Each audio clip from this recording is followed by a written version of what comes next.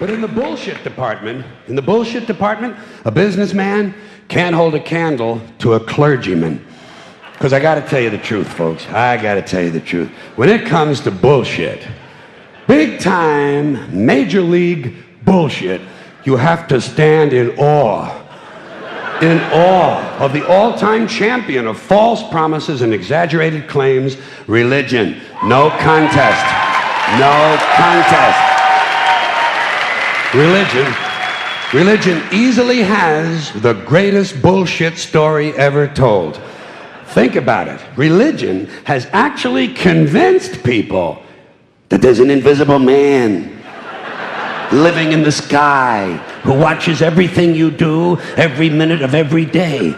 And the invisible man has a special list of 10 things he does not want you to do. And if you do any of these 10 things, he has a special place full of fire and smoke and burning and torture and anguish where he will send you to live and suffer and burn and choke and scream and cry forever and ever till the end of time. But he loves you.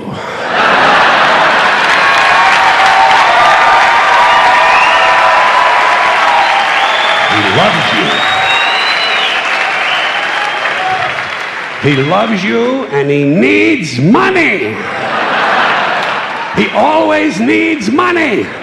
He's all powerful, all perfect, all knowing, and all wise. Somehow, just can't handle money. Religion takes in billions of dollars. They pay no taxes, and they always need a little more. Now, you talk about a good bullshit story. Holy shit.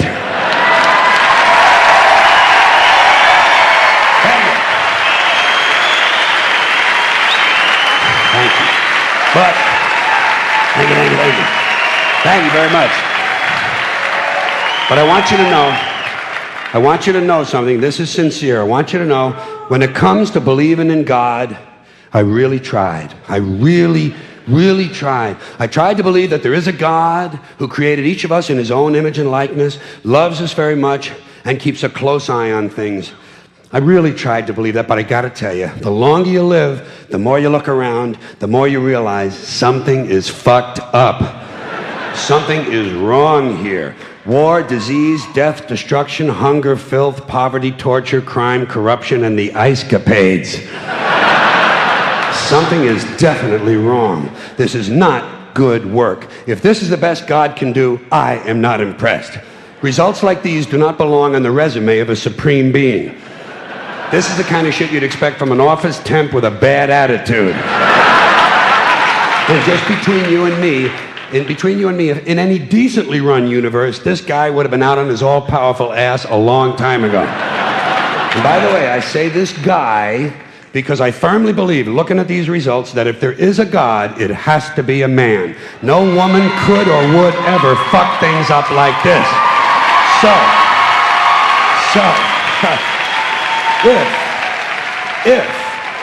If there is a God, I think most reasonable people might agree that he's at least incompetent and maybe, just maybe, doesn't give a shit.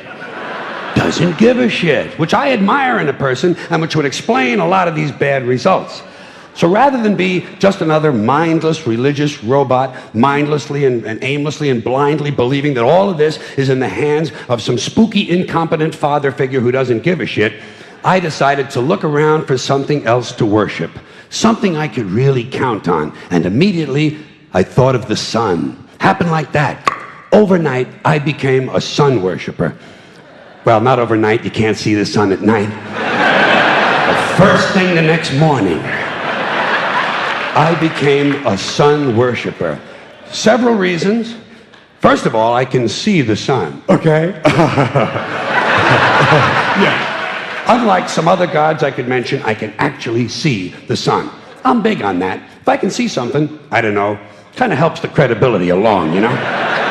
So every day I can see the sun as it gives me everything I need: heat, light, food, flowers in the park, reflections on the lake, an occasional skin cancer, but hey, at least there are no crucifixions, and we're not setting people on fire simply because they don't agree with us.